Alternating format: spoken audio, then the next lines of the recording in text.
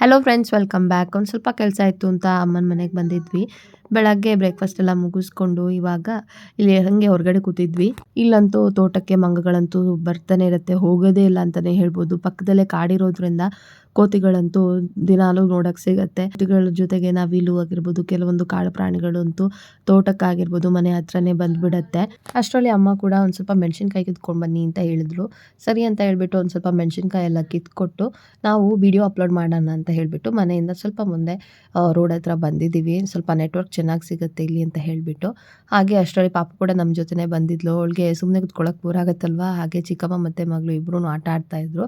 Video ಎಲ್ಲ upload ಮಾಡಿ ಬರುವಷ್ಟರಲ್ಲಿ ಮಧ್ಯಾಹ್ನ ಊಟ ಟೈಮ್ ಆಗಿಬಿಟ್ಟಿತ್ತು. ಅಮ್ಮ ಬಿಸಿ ಬಿಸಿಯಾಗಿ ಇಲ್ಲಿ ಮಾವಿನ ಹಣ್ಣಿನ ಗೊಜ್ಜು, ಅದ್ರ ಜೊತೆಗೆ ಮಾವಿನ ಹಣ್ಣಿನ ಸಾಸಮೆ ಮಾಡಿದರು. ನಮಗಂತೂ ತುಂಬಾ ಇಷ್ಟ. ಇವಾಗ ಇಲ್ಲಿ ಕಾಡು ಮಾವಿನ ಹಣ್ಣು ಸಿಗಲ್ಲ, ಬಟ್ ಮುಂಚೆ ಸಿಕ್ಕಿದ್ದನ್ನು ಹಾಗೆ ಫ್ರಿಜ್ನಲ್ಲಿ ಫ್ರೀಸ್ ಮಾಡಿ ಇಟ್ಟಿದ್ರು. ಸೊ ಚೆನ್ನಾಗಿ ನಮ್ಗೆ ಯಾವಾಗ ಬೇಕು ಅವಾಗ ಯೂಸ್ ಮಾಡ್ಕೋಬೋದು ಅಂತ. ಊಟ ಎಲ್ಲ ಆಗಿ ಪಾಪು ಚಿಕ್ಕಮ್ಮ ಹತ್ರ ಸ್ವಲ್ಪ ನೇಲ್ ಪಾಲಿಶ್ ಹಾಕಿಸ್ಕೊಳ್ತಾ ಇದ್ದಾಳೆ. ಇನ್ನು ಇದಾಗಿತ್ತು ಇವತ್ತಿನ ಮಿನಿ ವ್ಲಾಗ್. ಮತ್ತೆ ಇನ್ನೊಂದು ವಿಡಿಯೋದಲ್ಲಿ ಸಿಗ್ತೀನಿ. ಅಲ್ಲಿ ತನಕ ಬಾಯ್.